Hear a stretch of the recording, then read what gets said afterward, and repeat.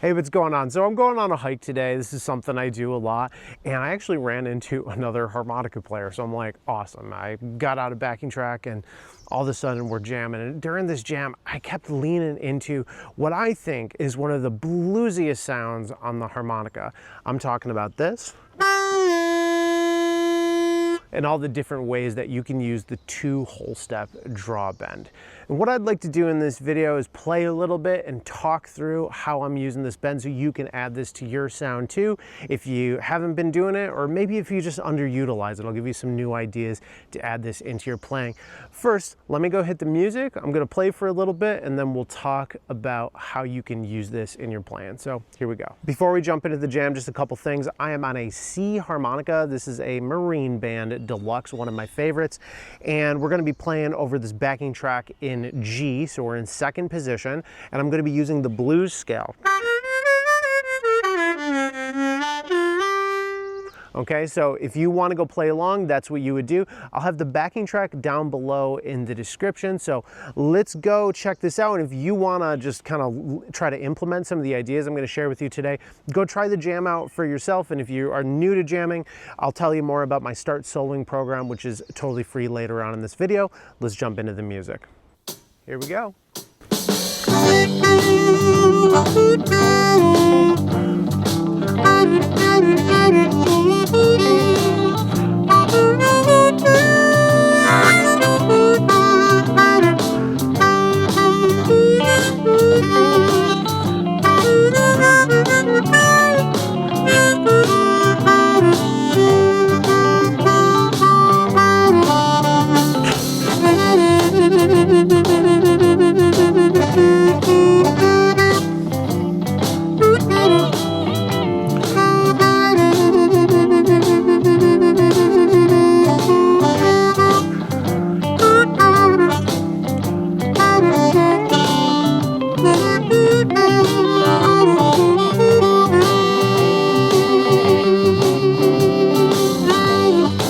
All right, that's the bend I'm talking about. Doesn't it sound so bluesy, so gritty and raw? It's part of the minor scale. It's the flat 7 if you know music theory. And what we're doing is we're taking 2 draw and we're playing the deepest bend that we can. So we pull it down. So we're all the way there at the bottom. Now, here's a couple cool things that I do with this. So like, as you notice in this jam, a couple things I'll play on is like doing that bend like a whole bunch of times, like, so that's like a triplet. Triplet, triplet, triplet. So it'd be like this. Okay, so that's something you can play with. You can go down, you can go up. Or any sort of different combination in there. Feels really good. It's just also nice to just kind of hit it and lean on that sound because it's a little tense, right?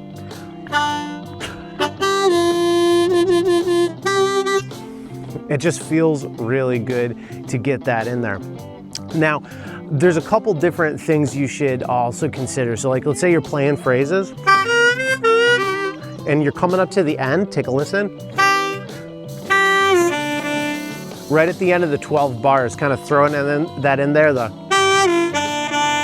it's just like a nice way to kind of wrap things up. It's kind of like a blues turnaround, but a really, really simple one. Just like a turnaround lick that you can throw in there. Super common for blues playing to have that idea in there. Another thing you can do is you can scoop up to the normal 2 draw. So you can go like,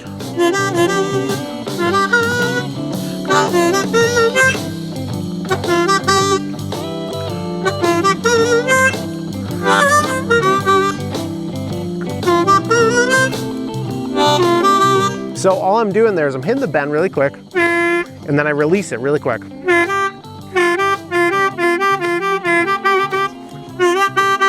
And that's something you can do too. These are bend scoops. You could do this on a whole bunch of other holes. Okay, so that's a bend scoop. So once you can hit that bend, you can try going through it really quickly to get that kind of a pop in there. And for me, I think about it as like actually the note that we're going to, not really the bend scoop. It's just kind of like a little embellishment you can throw in there. and it just feels really good. Another thing you can do is you can hold on that note and add some vibrato. Okay, vibrato is when you're going like ba ah ah ah ah. It's that kind of emotion, but you're doing it on an inhale. Okay, so like ba ah ah ah ah. And when you do that, what should happen, it takes a little while to get it down, you get this nice fluctuation of pitch. And on the 2 whole step bend there, doesn't that sound so cool? And that's something that you can go and work on and develop. I mean, vibrato is a great thing to have when you're playing, but it really shines on this 2 whole step bend. Here's one last tip I'm gonna give you. If you hit that bend and you really drag it out, eventually you can raise it to the 2 whole step, to the 2 half step, and to the 2 draw.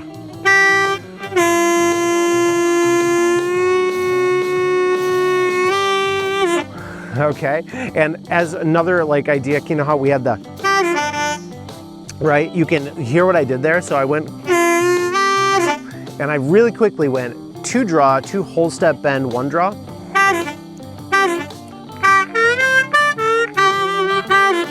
So anytime I'm ending on the 2, that's something I can throw in there as well.